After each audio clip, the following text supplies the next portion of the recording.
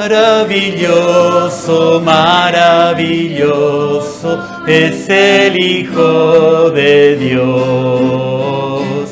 Maravilloso, Verbo hecho carne, Jesús bendito, mi Salvador.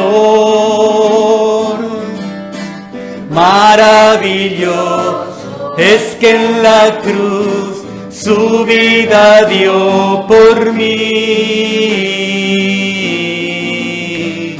Resucitó, hoy vive en mí. Maravilloso es Él. Me dio su vida, soy de Jesús. Maravilloso es Él.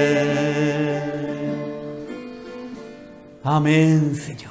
Sí, Señor, venimos a ti en esta noche porque reconocemos que tú eres la persona más maravillosa del universo, Señor. Única, singular, Señor. Porque tú eres Dios, pero también te hiciste hombre. Señor, te hiciste hombre para que nosotros podamos experimentarte a ti, Señor, en tu muerte y en tu resurrección, Señor.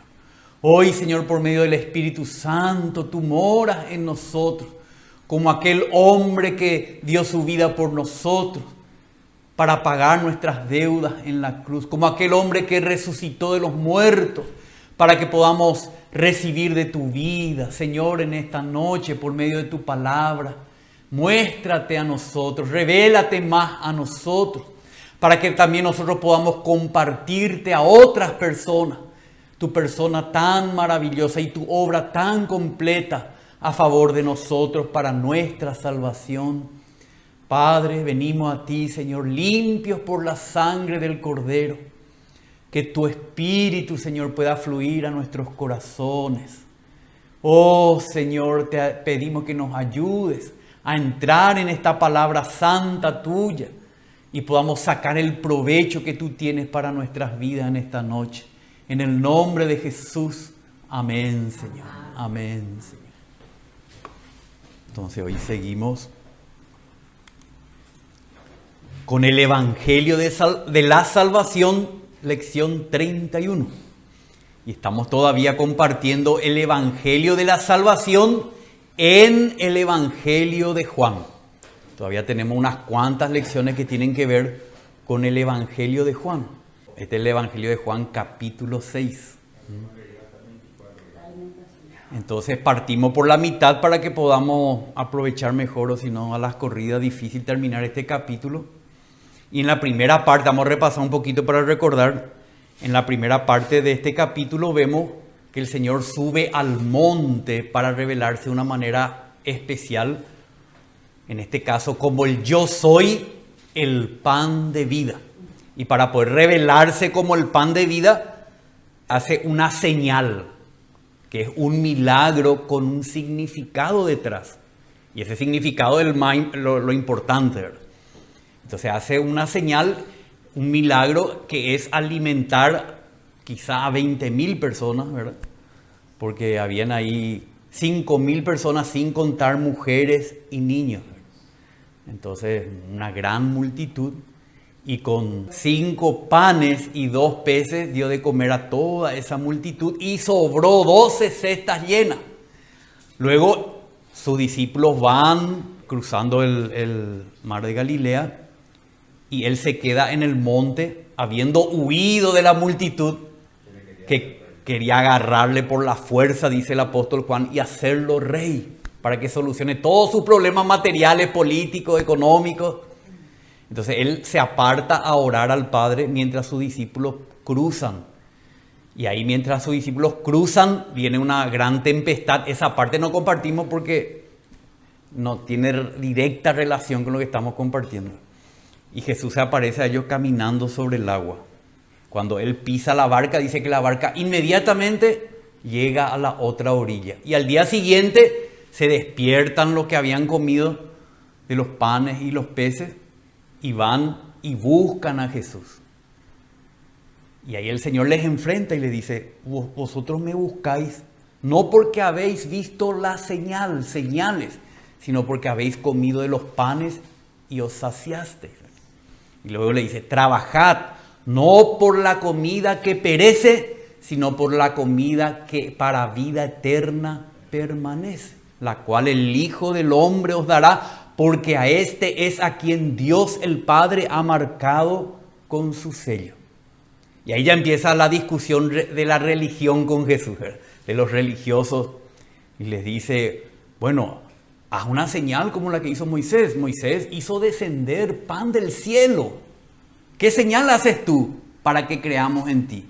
¿Qué obra tenemos que hacer nosotros para estar en las obras de Dios? ¿Qué tenemos que hacer para estar en las obras de Dios? Y ahí Jesús les dice que Él es el pan vivo que descendió del cielo. El que come ese pan vivirá para siempre. Entonces ahí nos quedamos.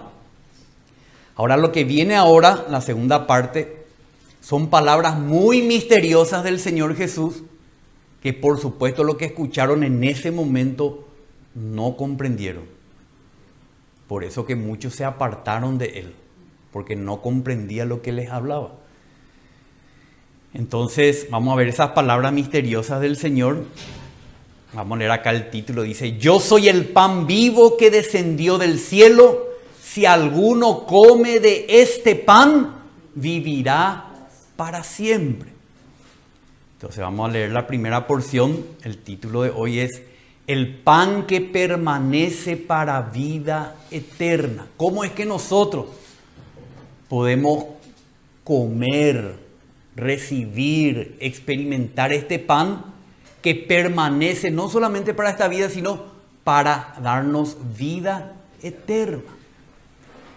Porque el Señor dice, yo soy el pan vivo que descendió del cielo, pero ¿cómo nosotros asimilamos ese pan? ¿Cómo ingerimos ese pan? ¿Cómo es que hizo Él para que pueda real y literalmente ser el pan que nosotros comemos para vivir eternamente? ¿Cómo puede ser? Entonces podemos ver acá en estas palabras del Señor, el punto 1 dice que primero Él tuvo que encarnarse.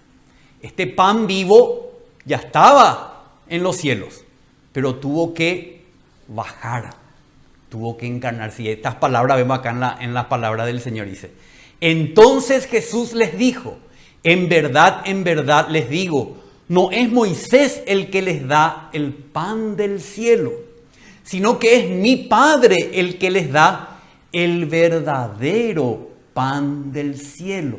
Lo que Moisés le dio era una figura nomás, un símbolo, pero Jesús es el verdadero pan del cielo. Pero si ese pan queda en el cielo, está inaccesible para el hombre. Entonces dice, porque el pan de Dios es el que baja del cielo. Aleluya. Este pan del cielo baja del cielo. Y al bajar del cielo, da vida al mundo. Pero acá, por supuesto, está hablando la palabra vida, es la vida divina y eterna. El hombre ya tiene su vida humana. Lo que necesita es la experiencia de la vida de Dios. Pero para eso Él tuvo que bajar del cielo. Entonces le dijeron, Señor, danos siempre este pan. Jesús les dijo, yo soy el pan de vida. Ellos pensaban que Jesús le iba a dar un pan, así como Moisés le dio un pan a ellos. No, pero el Señor le aclara, no es que yo les quiero dar algo, sino que yo soy.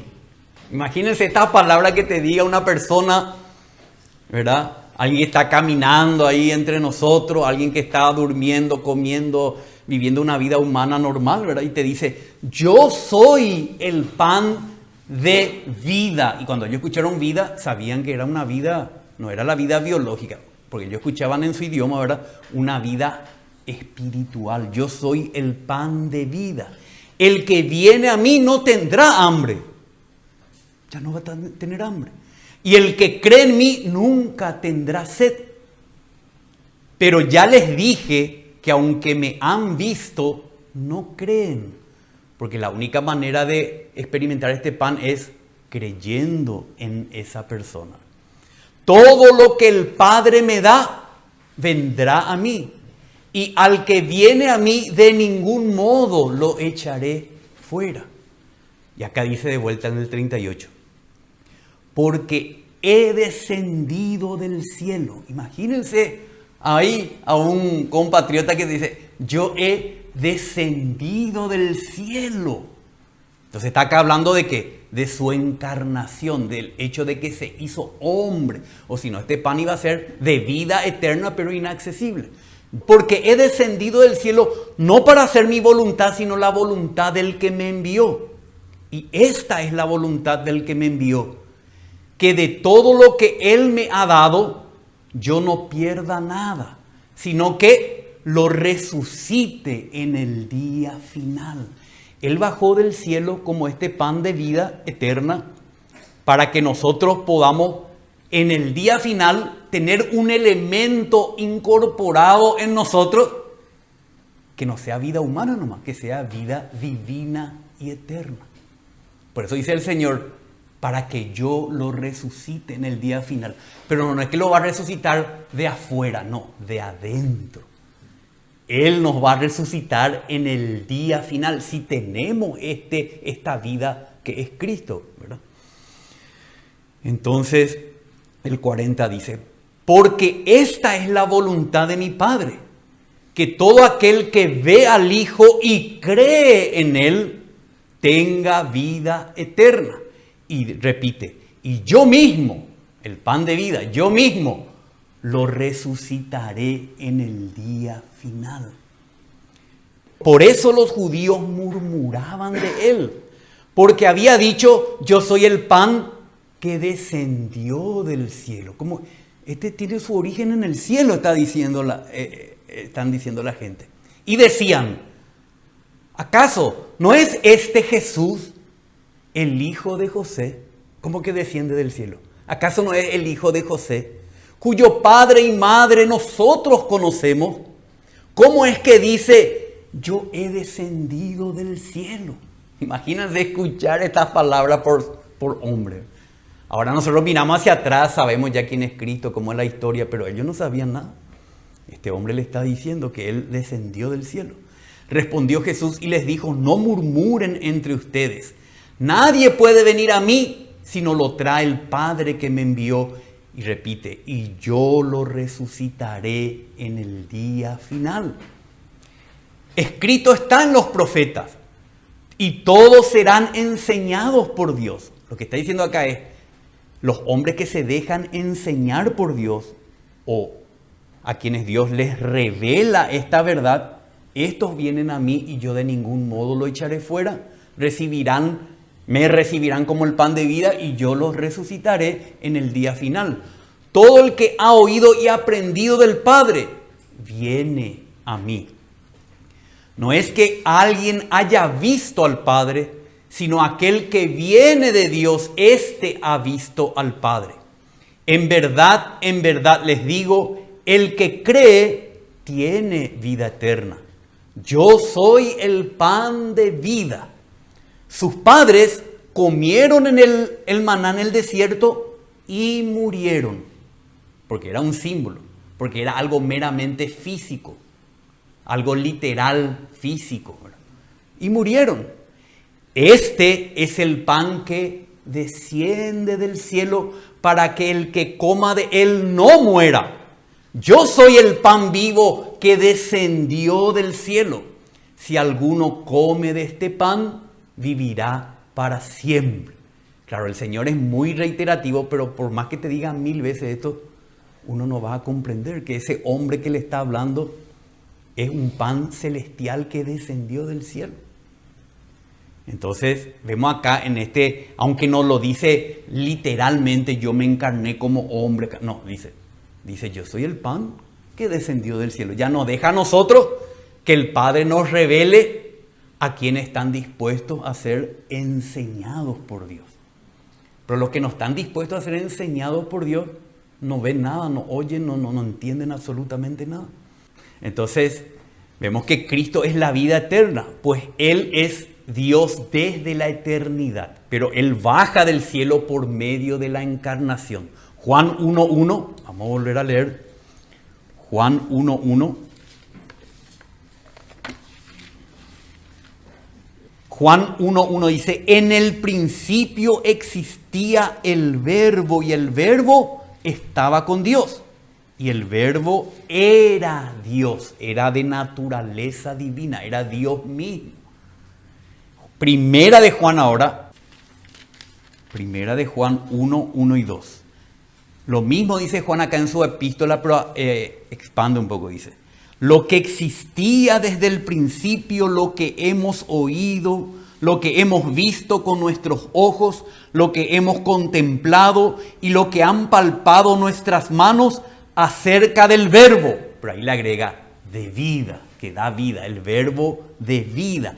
Pues la vida divina, pues la vida fue manifestada y nosotros la hemos visto y damos testimonio y os anunciamos la vida eterna, la cual estaba con el Padre y se nos manifestó.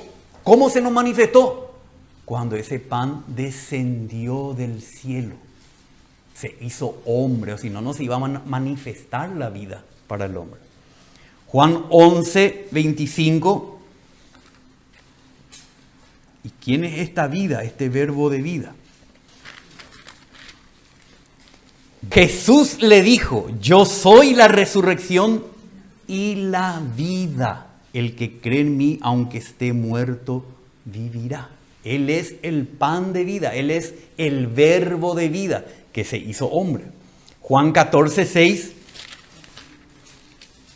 Jesús le dijo, yo soy el camino, la verdad y la vida.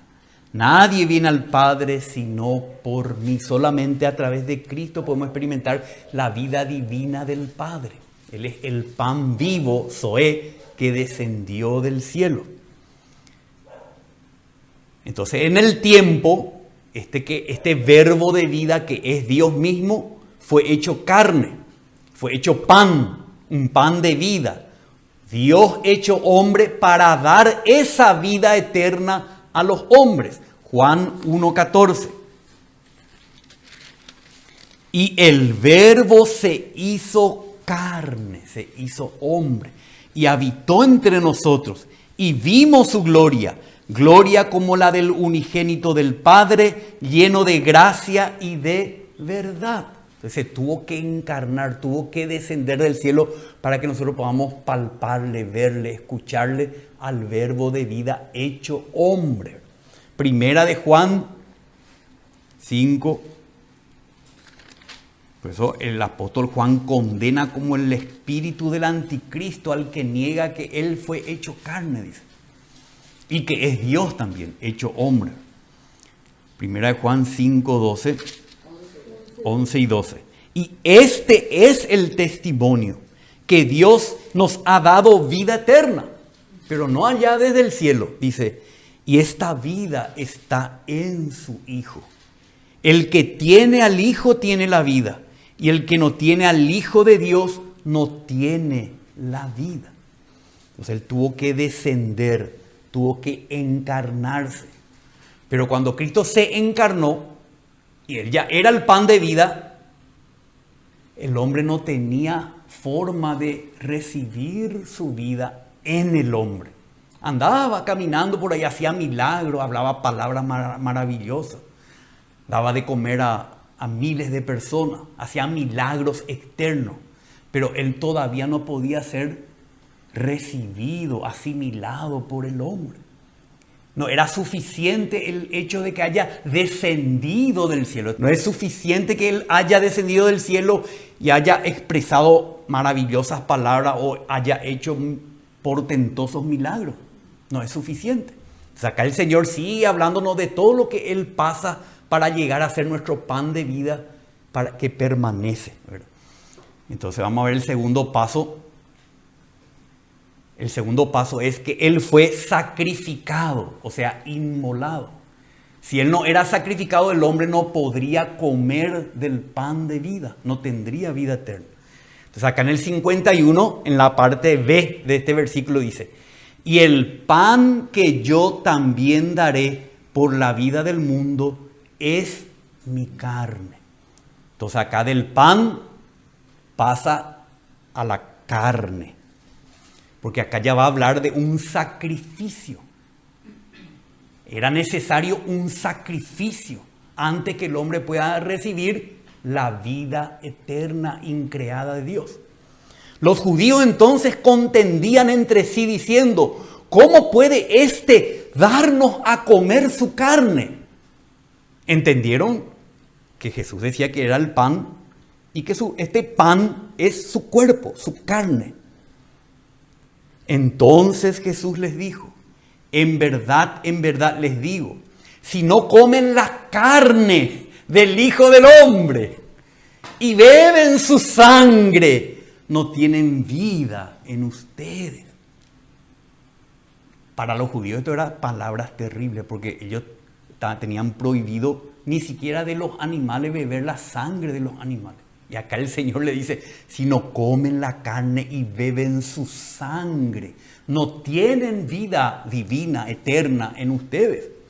El que come mi carne y bebe mi sangre tiene vida eterna, y yo lo resucitaré en el día final. Me imagino la multitud escuchando estas palabras inaguantables, ¿verdad?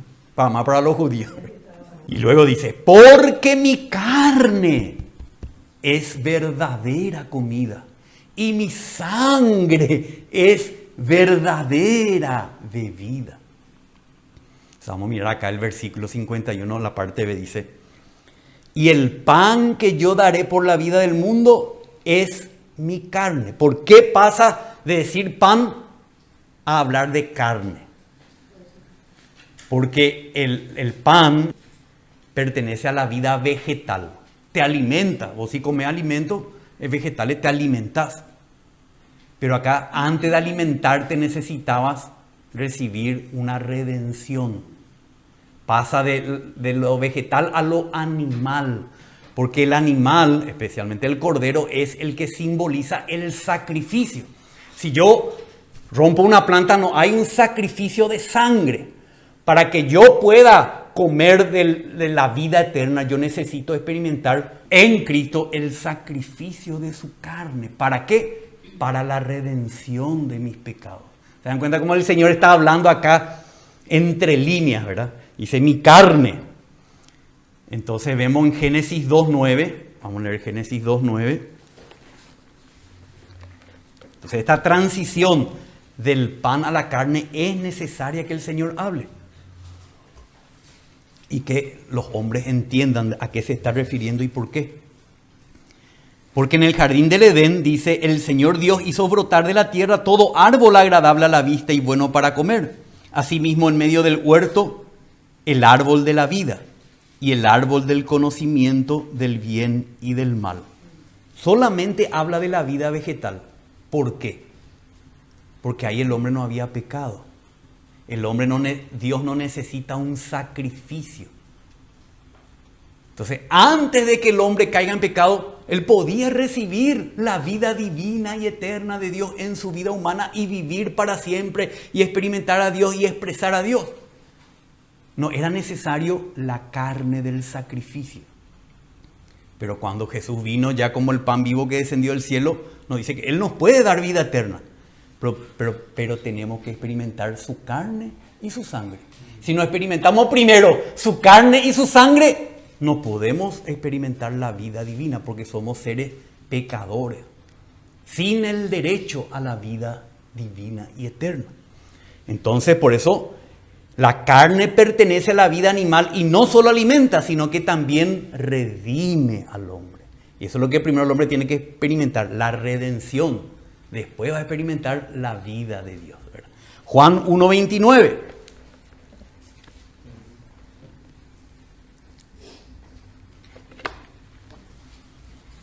Al día siguiente vio a Jesús que venía hacia él y dijo: he aquí el olivo de Dios. Que no dice así, ¿verdad? Aunque él es el olivo de Dios.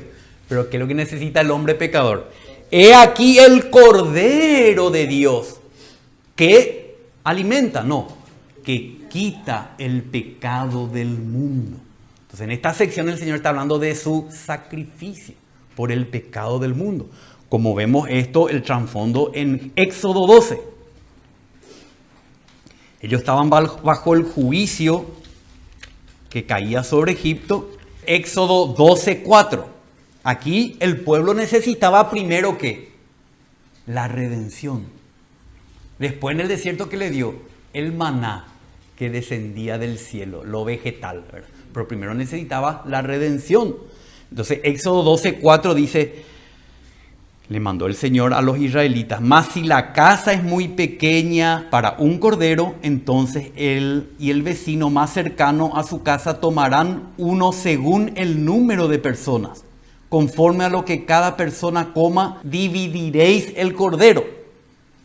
El cordero será un macho sin defecto, de 1 año. Lo apartaréis de entre las ovejas o de entre las cabras. 7 y 8. Y tomarán parte de la sangre y la pondrán en los postes, en los 2 postes, y en el dintel de las casas donde lo coman. Y comerán la carne esa misma noche, asada al fuego, y la comerán con pan sin levadura y con hierbas amargas. 12. Porque esa noche pasaré por la tierra de Egipto y heriré a todo primogénito en la tierra de Egipto, tanto de hombre como de bestia. Y ejecutaré juicios contra todos los dioses de Egipto, yo el Señor. Y la sangre os será por señal en la casa donde habitéis. Y cuando yo vea la sangre, pasaré sobre vosotros, y ninguna plaga vendrá sobre vosotros para destruiros, cuando yo hiera la tierra de Egipto. Entonces el pueblo, para ser redimido, necesitaba experimentar el sacrificio y tenía que comer la carne del cordero para tener vida.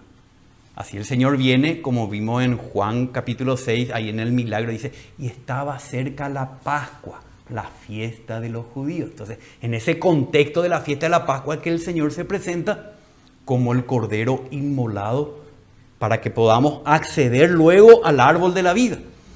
Entonces, vemos aquí en el 53. Entonces Jesús les dijo: en verdad les digo, si no comen la carne del Hijo del Hombre y beben su sangre, no tienen vida en ustedes. Carne y sangre. La sangre implica que hay una muerte. Cuando el cuerpo es desangrado, implica una muerte. No es que una carne viva, sino una carne que murió, alguien que fue sacrificado hasta la muerte. Entonces vamos a leer Mateo 26, 27 al 28. Y tomando una copa y habiendo dado gracias, se la dio diciendo: bebed todos de ella, porque esto es mi sangre del nuevo pacto, que es derramada por muchos para el perdón de los pecados. Si no hay la redención de los pecados, no podemos nosotros alimentarnos de la vida divina y eterna. Juan 19, 34. Pero uno de los soldados le traspasó el costado con una lanza y al momento salió sangre y agua. Tiene que haber el derramamiento de la sangre, no es la carne nomás. Esa carne tiene que desangrarse, tiene que morir, tiene que haber el derramamiento de la sangre, porque ahí está el pago del pecado. Si no hay muerte, no hay redención. Si hay carne, pero no hay una carne que sangra, ¿verdad? No hay redención. Tiene que haber el derramamiento de la sangre. Romanos 3:24.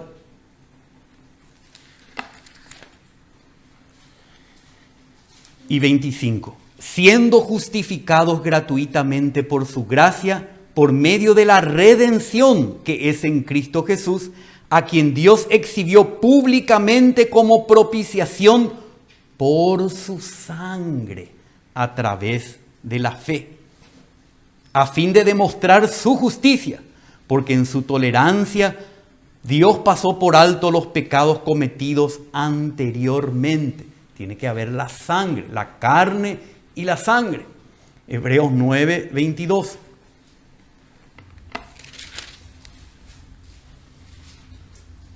Y según la ley, casi todo es purificado con sangre, porque otras cosas eran purificadas con el agua. Y sin derramamiento de sangre no hay remisión de pecado. Mi Biblia dice no hay perdón, pero no hay remisión de pecado, no hay perdón de pecado sin derramamiento de sangre. Entonces el Señor nos dice, tenemos que beber su sangre para tener vida en nosotros. Y no tenemos vida si es que no bebemos su sangre. Primera de Pedro 1 al 18 y 19.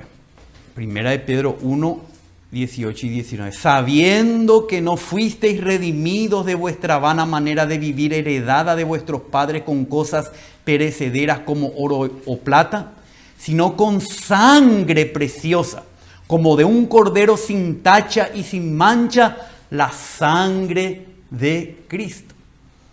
Entonces, primero, necesariamente, tenemos que hablar a las personas. Primero le ofrecemos el pan de vida que descendió del cielo para que si alguno come no muera. Y lo resucite en el día final. Él para eso descendió del cielo. Pero tenemos que llevarla a entender que ellos necesitan comer la carne y beber la sangre para tener vida eterna.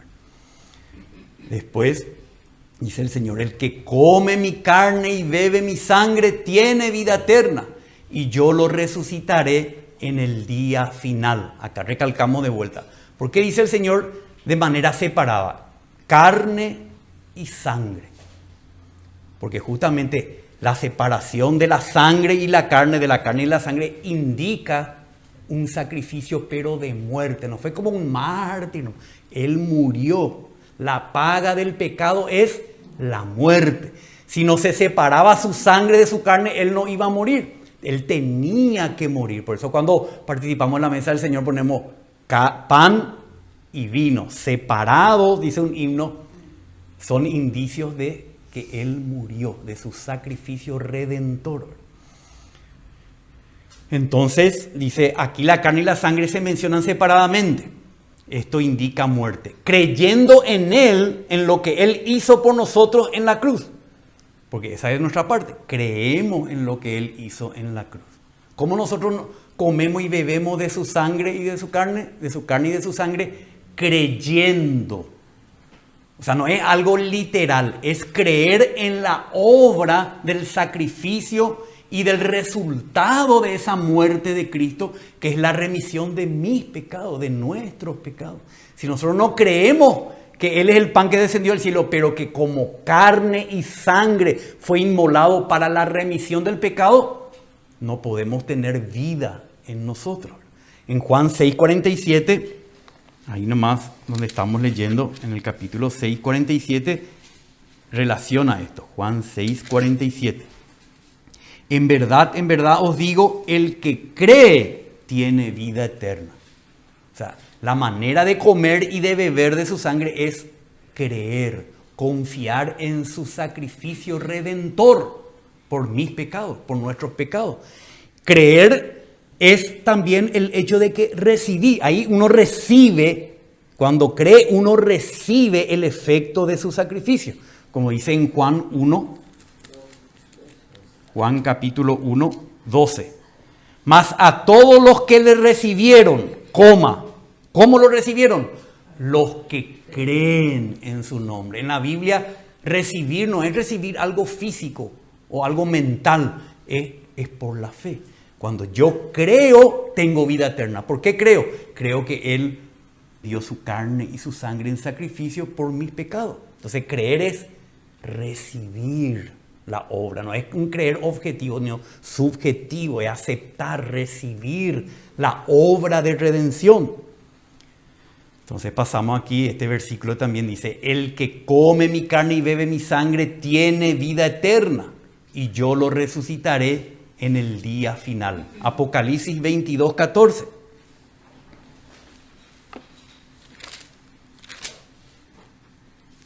Bienaventurados los que lavan sus ropas para tener derecho al árbol de la vida y para entrar por las puertas a la ciudad. Entonces, si no lavamos nuestras ropas, no tenemos derecho al árbol de la vida. ¿Y qué es nuestra ropa? Es nuestra vida humana, nuestra conducta, lo que mancha nuestra vida humana delante del Dios Santo, que son nuestros pecados. La única forma de remitir, de limpiar, de quitar esos pecados de nosotros es siendo lavados. Una vez que somos lavados de nuestros pecados, ahí recién tenemos el derecho al árbol de la vida. Y para entrar por las puertas en la ciudad eterna. Entonces, el que no come, o sea, el que no cree, el que no recibe mi carne y mi sangre, o sea, mi sacrificio por los pecados, no es lavado su ropa.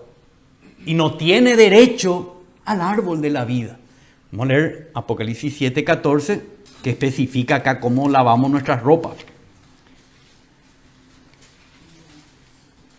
Y yo le respondí, Señor mío, tú lo sabes. Y él me dijo, esta gran multitud, ¿verdad? Estos son los que vienen de la gran tribulación y han lavado sus vestiduras y las han emblanquecido en la sangre del Cordero. ¿Cómo lavamos nuestra vestidura?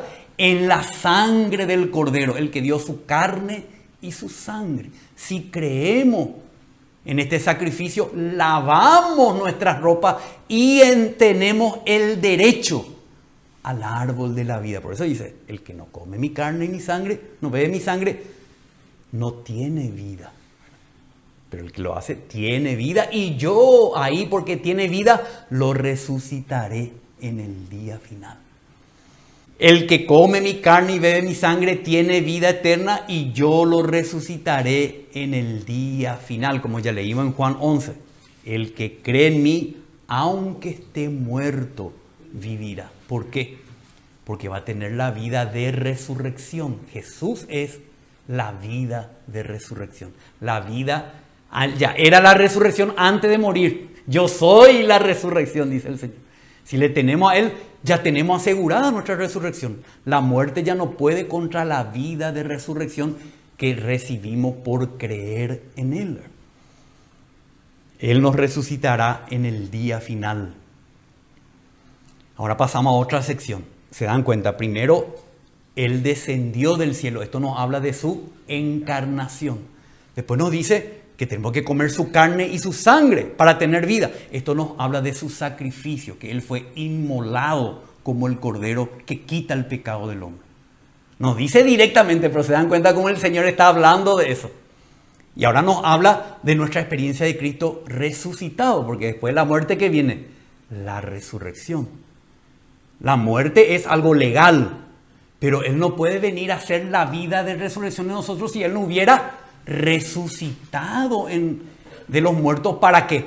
Para vivir literalmente en nosotros, no como una filosofía, sino literalmente. Entonces dice acá, el 56, el que come mi carne y bebe mi sangre, o sea, el que cree en mi sacrificio, dice otra cosa nueva, algo nuevo, dice, permanece en mí y yo en él. Nos habla de qué? De una unión espiritual con Él. Permanece en mí y yo en Él. ¿Cuándo se dio esto con sus discípulos y con nosotros? Cuando Él resucitó. Ahí se dio esta permanencia en Él y Él en nosotros. Algo real, algo orgánico, no es una idea, ¿verdad? Como el Padre que vive me envió y yo vivo por el Padre. Asimismo, el que me come, Él también vivirá por mí. El que me recibe. Pero literalmente, esto quiero enfatizar, no es adoptar una creencia. Es el que me come, el que me recibe. Orgánicamente, Él también vivirá por mí. O sea, Él va a ser nuestra vida. Va a entrar en nosotros, se va a unir a nosotros y va a ser nuestra vida. Como dice Pablo, ya no vivo yo, Cristo vive en mí. No es una idea, es una persona que vive en mí. Y porque Él vive en mí, tengo esperanza de gloria. Es la resurrección. Si Él no vive en mí, es una religión, nomás no tengo ni una esperanza. Por más que conozca toda la doctrina. Este es el pan que descendió del cielo. No como el que sus padres comieron y murieron.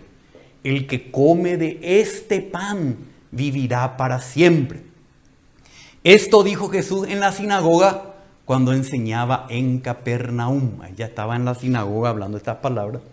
Dice, el que come mi carne y bebe mi sangre permanece en mí y yo en él. Entonces, esto indica que el Señor tenía que resucitar para poder morar en nosotros como nuestra vida y como nuestro suministro de vida. Que Él sea nuestra vida. Todo lo puedo en, dice Pablo, en unión, en Cristo que me fortalece. Primero nos hace nacer de nuevo. Luego viene y habita en nosotros. Y desde ahí es el dispensador de vida. Y vivimos por Él. El que me come, Él vivirá por mí. Él es nuestro combustible, Él es nuestra fuerza, nuestra luz, nuestra santidad. Él es todo en el que le recibió. Permanece en mí, el que me come. Comer al Señor Jesús es recibirlo para que Él nos dé vida nueva. Primero nos hace nacer de nuevo, nos da una vida nueva. Segunda de Corintios 5, 17. Entonces no podemos entender este capítulo de Juan, capítulo 6, si no entendemos el resto del Nuevo Testamento. De modo que si alguno está en unión con Cristo, nueva creación es. Las cosas viejas pasaron, he aquí todas son hechas nuevas. Entonces en esta unión con Cristo es que nosotros somos hechos nueva criatura, nueva creación.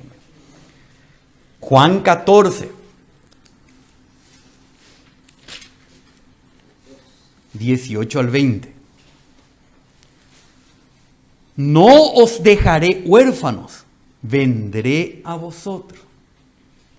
Un poco más de tiempo y el mundo no me verá más, pero vosotros me veréis, porque yo vivo, vosotros también viviréis. En ese día, que es el día de su resurrección, conoceréis que yo estoy en mi Padre y vosotros en mí y yo en vosotros. Como él dice acá, el que come mi carne y bebe mi sangre permanece en mí y yo en él. ¿Cómo se da esta realidad? Cuando Él resucita, Él por el Espíritu viene a hacer morada en nosotros, se une a nosotros, nos da vida, mora a nosotros y es nuestro suministro de vida. Esto sucedió por primera vez en Juan 20. Juan 20, 20 al 22. El día de la resurrección, dice, y diciendo esto le mostró las manos y el costado.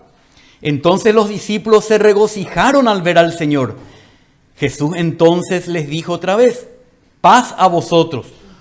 Como el Padre me ha enviado, así también yo os envío. Acá está cumpliendo lo que dijo. Así como el Padre me envió y yo vivo por el Padre, así mismo el que me come, Él vivirá por mí. Pero ¿cómo le comemos? ¿Cómo le experimentamos? Dice, después de decir esto, sopló en ellos y les dijo, recibid el Espíritu Santo. O sea, cuando creemos en Él, en su muerte redentora, y lo experimentamos en resurrección, Él viene a morar en nosotros y viene a vivir en nosotros para que nosotros vivamos por Él. Para que no vivamos ya nosotros, sino que Cristo viva en nosotros. En todas nuestras circunstancias podamos experimentarle a la vida de Cristo. Pero después de resucitar, vemos que Él ascendió a los cielos. Y acá también a partir del 60 dice así. Por eso muchos de sus discípulos cuando oyeron esto dijeron, dura es esta declaración. O sea, terribles son estas palabras. ¿Quién puede escucharla? ¿Quién puede aceptarla? Pero Jesús, sabiendo en su interior que sus discípulos murmuraban por esto, les dijo, ¿esto les escandaliza? Pues que si vieran al Hijo del Hombre ascender a donde antes estaba. Acá ya es más directo. La resurrección cuando dice permanece en mí y yo en él es algo que no es literalmente, no dice ahí, pero acá dice directamente. Pues que si vierais al Hijo del Hombre ascender a donde Él estaba, porque es el proceso que Él pasó. encarnación, muerte, resurrección, ascensión, y desde ahí está conectado con nosotros por medio del Espíritu de vida. Entonces vemos acá que cuando Él ascendió, la ascensión del Señor comprueba claramente que su obra redentora había sido completada. Hebreos 1:3. ¿Por qué acá mete el tema de la ascensión? Porque la ascensión nos muestra que Él se sentó. Sentarse quiere decir en la Biblia descansar, culminar un trabajo completamente. Recién cuando terminamos el trabajo nos sentamos, ¿verdad? Porque ahí ya estamos satisfechos. Entonces dice acá en el 3, parte B, dice, después de llevar a cabo la purificación de los pecados, se sentó a la diestra de la majestad en las alturas. O sea, acá Jesús está describiendo todo el proceso que Él pasó hasta que se sentó, ascendió a la majestad en las alturas y terminó su obra de redención. Ahora los hombres que creen en Él, como aquel pan que descendió del cielo, como aquel pan que es carne, pero que también sangró, que es sangre, que murió por nuestros pecados, ¿verdad? Que resucitó para que lo recibamos, para que Él more en nosotros y podamos vivir por Él, por la vida de Él, ascendió y se sentó a la diestra del Padre, para que sus discípulos puedan experimentar la vida eterna. Y desde ahí, ¿qué hace? Suministra su vida por el Espíritu vivificante. Entonces acá el Señor ya no nos habla de la carne y la sangre, nos habla del Espíritu.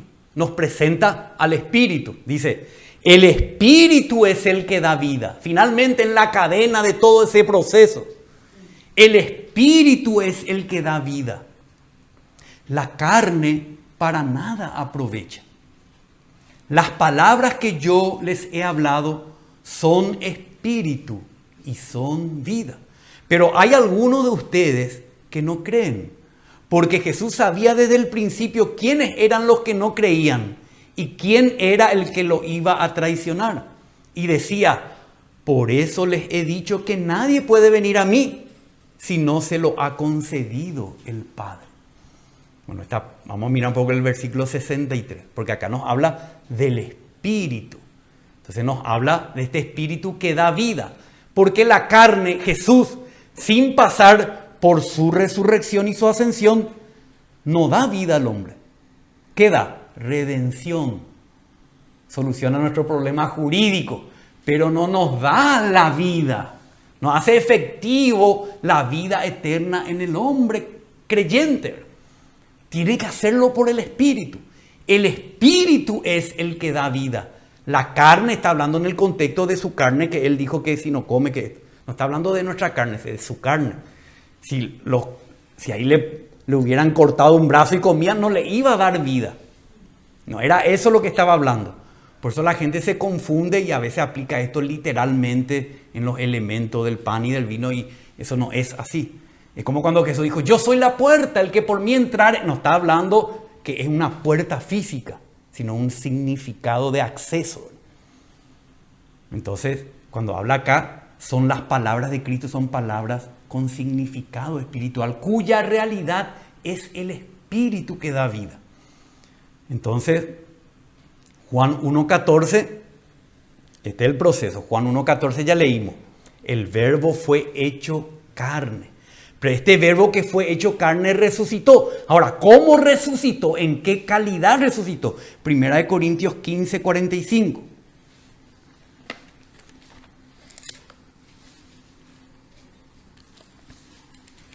¿Cómo le experimentamos a este Cristo? Así también está escrito. El primer hombre, Adán, fue hecho alma viviente. El último Adán, espíritu que da vida. Recién cuando Él resucitó, porque el contexto de todo este capítulo es la resurrección, recién cuando Él resucitó, fue hecho, dice acá, espíritu que da lo que nos prometió en Juan 6. Espíritu que da vida. Por eso dice, el espíritu es el que da vida. ¿A qué espíritu se refiere? al de la resurrección de Cristo. El Espíritu es el que da vida. Segunda de Corintios 3:17. Ahora bien, les cuento algo. Ahora bien, el Señor, que está hablando de Cristo, el Señor es el Espíritu. Y donde está el Espíritu del Señor, allí hay libertad. Ahí se produce la libertad. Todo lo que viene con la experiencia de la vida del Señor. O sea, el Señor hoy ya no es el crucificado. Ya pasó por el proceso de la muerte, de la sepultura, de la resurrección, como el Espíritu que da vida. El Señor es el Espíritu. Filipenses 1:19. Porque sé que esto resultará en mi salvación mediante vuestras oraciones y la suministración del Espíritu de Jesucristo. No de la carne y la sangre, sino del Espíritu de Jesucristo. Por eso dice, el Espíritu es el que da vida. La carne para nada aprovecha. Y ahora nos lleva a otro punto. ¿Cómo experimentamos el Espíritu? Él ya suministró el Espíritu. Pero ¿cómo nosotros experimentamos el Espíritu? Entonces el Señor sigue hablando a sus discípulos. El Espíritu es el que da vida. La carne para nada aprovecha. Y ahí introduce otra frase. Las palabras. ¿Qué haríamos nosotros si no tuviésemos las palabras? Las palabras que yo les he hablado son espíritu y son vida. Entonces las palabras se refieren, sabemos que en el griego ahí está el logos y está el rema. Acá las palabras es el rema. El logos quiere decir la palabra constante de Dios. Inclusive cuando dice, y el verbo que estaba con Dios, es el logos que estaba con Dios. Pero ese logos cuando se hizo carne, murió en la cruz, resucitó, nos da el Espíritu, pero nos da el Espíritu por el rema. Cuando el Señor nos habla una palabra subjetiva, por llamarla así, una palabra para el momento que estamos pasando, para la dirección que necesitamos, para la debilidad en la que estamos. Cuando Él, por su palabra escrita, nos habla a nosotros, ese a nosotros vuelve logos, lo vuelve en rema. Las palabras que yo les hablo son espíritu y son vida. ¿Se dan cuenta? Es como una cadena de muchos eslabones. ¿Cómo experimentamos el espíritu? Porque es intangible, es por las palabras. Por eso es importante, como el Señor le dice a los fariseos, vosotros escudriñáis las escrituras porque creéis que en ellas tenéis vida eterna. Sin embargo, no venís a mí. Ese venir a mí es para oír las palabras que Él nos habla. Escudriñar la escritura es el logo. Pero venir a Cristo buscándole a Él subjetivamente, oír qué me dice a mí para que después yo le diga a los demás también, ¿verdad? Esa es la rema. Las palabras que yo os he hablado, finalmente ahí se produce, son espíritu y son vida. Y ahí vivimos por Él. Como dice un himno, soplo a soplo en ti viviendo. Sóplate, Señor, en mí. ¿Cómo se sopla? Por el Espíritu Santo. ¿Pero por medio de qué? ¿Cuál es el vehículo? Las palabras. Si nosotros hoy leímos la Biblia, pero no recibimos la palabra que Él nos habla, podemos tener conocimiento, pero no tenemos el suministro de la vida de Dios. Se quedó ahí en nuestra mente, pero no nos alimentó, no nos limpió, no nos iluminó. Tenemos que experimentar las palabras que yo os hablo. Todo este proceso pasó el Señor y nos describe acá en Juan capítulo 6. Para que entendamos finalmente nosotros cómo podemos tener vida eterna y esa vida eterna nos resucitará en el día final. Entonces, Él es hecho real en la palabra de Zoé, en la palabra de vida. ¿Para quiénes? Para sus creyentes. Como resultado de esto, muchos de sus discípulos se apartaron y ya no andaban con Él. Entonces Jesús dijo a los 12, ¿acaso quieren, a los apóstoles, ¿Acaso quieren ustedes irse también? Simón Pedro le respondió, Señor, ¿a quién iremos? Tú tienes rema de vida eterna. Le impactó a Pedro, ¿verdad? Los otros escucharon como un logo nomás. Y no estaban capacitados para entender el logos. Pues es realmente difícil entender todo lo que dijo acá el Señor. No estaban capacitados para aceptar, pero Pedro no recibió el logo, recibió las palabras que yo les hablo. Y entonces dice, tú tienes palabras de vida eterna. ¿A quién iremos? El resto tiene logos.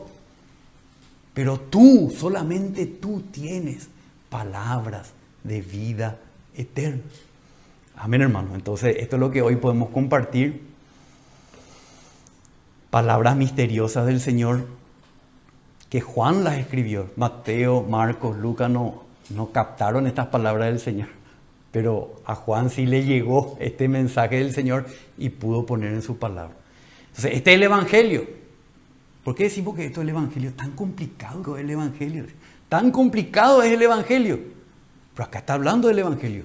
Que Él murió por nuestro pecado y resucitó para que tengamos vida. Pero acá nos muestra todo esto. Todo el camino que Él recorrió.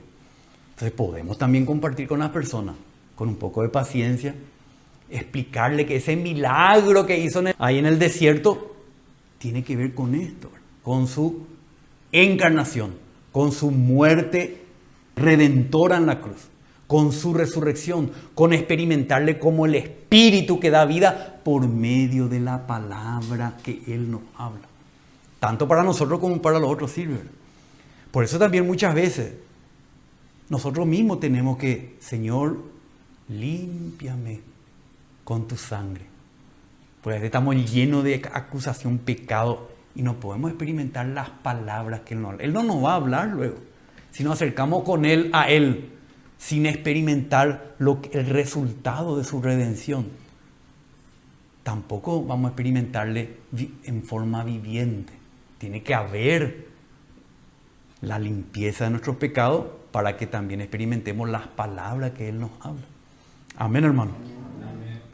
Padre, te damos gracias, Padre. Gracias, Padre, porque tú has enviado este pan vivo que descendió del cielo, Señor. Como decían estas personas, te decimos hoy, danos siempre a comer de este pan, Señor. Señor, queremos aplicar tu obra redentora a nuestros corazones. Señor, queremos experimentarte como el Espíritu que da vida. Señor, no queremos meramente leer las sagradas escrituras. Queremos oír las palabras que tú nos hablas cada día, en cada circunstancia, para que tengamos también una palabra viviente que darle a los demás, Señor. Ayúdanos, Señor, a compartir tu evangelio maravilloso con otras personas. Que ellos puedan ver, Señor, que tú eres ese único pan que descendió del cielo para que todo aquel que cree en ti no muera, sino que tenga vida eterna y tú lo puedas resucitar en el día final. Gracias te damos, Padre, por este precioso pan que es Cristo para nosotros. En el nombre de Jesús. Amén, Señor. Amén.